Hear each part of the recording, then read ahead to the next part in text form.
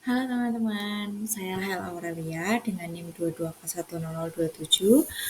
Hari ini saya akan mempresentasikan clustering analysis pada dataset produk e-commerce menggunakan K-means dan PCA. Dalam video ini, saya akan menjelaskan langkah-langkah proses clustering menggunakan algoritma K-means pada dataset price runner aggregate dan berikut adalah langkah-langkahnya.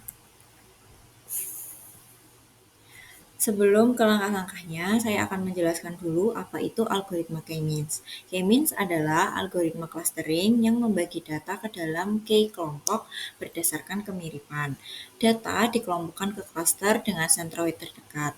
Prosesnya berulang, menentukan sentroid, mengelompokkan data, dan memperbarui sentroid hingga stabil.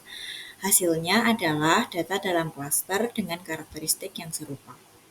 Proyek ini bertujuan untuk menganalisis pola dan mengelompokkan data harga produk yang terdapat dalam dataset. Dengan menggunakan algoritma clustering, program akan mengidentifikasi kelompok produk berdasarkan karakteristik numeriknya, seperti harga, popularitas, dan metrik lainnya. Analisis ini dapat membantu memahami bagaimana produk dikelompokkan di pasar yang relevan untuk rekomendasi harga atau strategi pemasaran. Sekarang saya akan menjelaskan bagaimana langkah-langkahnya. Pertama adalah mengimpor pustaka yang diperlukan seperti pandas, NumPy, dan lain-lain. Selanjutnya, saya memuat dataset yang digunakan. Dataset ini mencakup informasi terkait produk, harga, dan parameter lain yang akan digunakan untuk analisis clustering. Sebelum melanjutkan, saya mengeksplorasi dataset untuk memahami strukturnya, melihat tipe data, dan memeriksa keberadaan nilai kosong. Dengan ini, kita dapat mengidentifikasi langkah praproses yang diperlukan. Saya memvisualisasikan nilai kosong menggunakan heatmap dari Seaborn untuk melihat distribusinya dalam dataset. Untuk mengatasi nilai kosong, saya menggantinya dengan nilai median.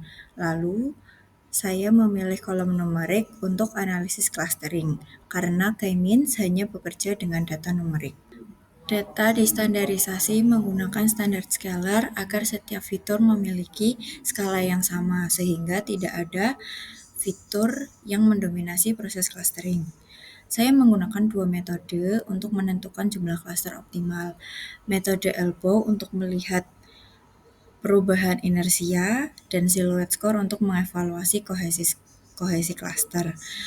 Pada grafik yang pertama, digunakan untuk menentukan jumlah cluster optimal berdasarkan nilai inersia, di mana sumbu X mewakili jumlah cluster dan sumbu Y mewakili nilai inersia. Garis biru putus-putus menunjukkan penurunan nilai inersia seiring bertambahnya jumlah cluster.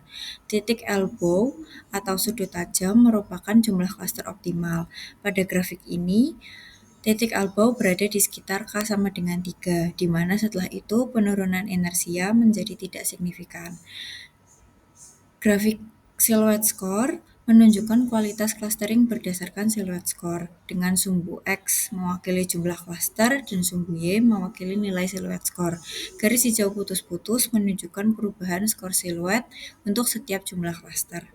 Dengan menggunakan kedua grafik ini, kita dapat menyimpulkan bahwa 3 klaster adalah jumlah yang optimal untuk dataset ini, menggabungkan keseimbangan antara model sederhana dan hasil clustering yang berkualitas.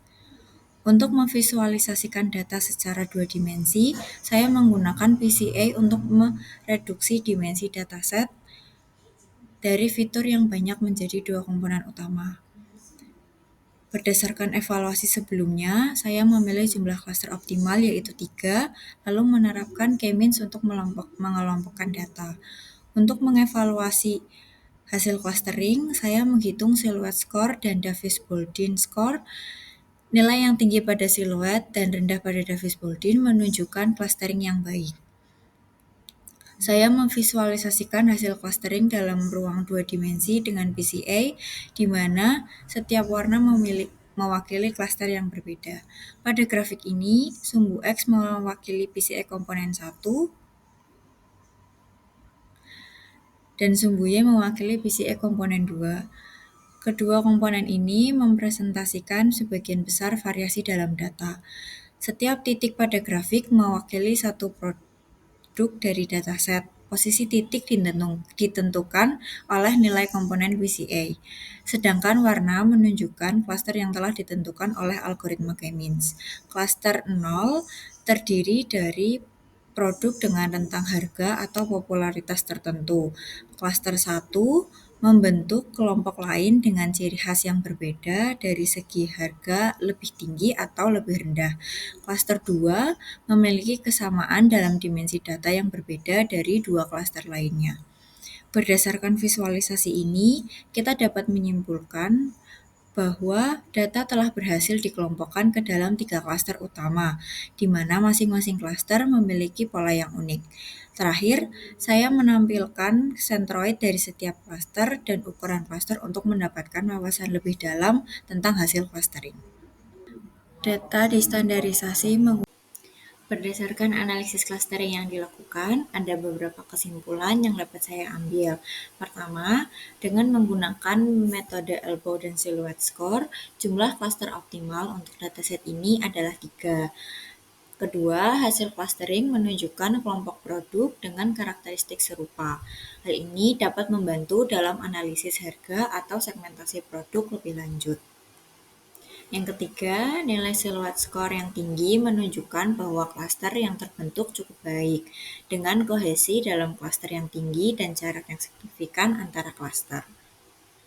Yang keempat, analisis ini memberikan wawasan yang dapat digunakan untuk pengambilan keputusan bisnis, seperti penyesuaian harga atau strategi pemasaran berdasarkan klaster produk.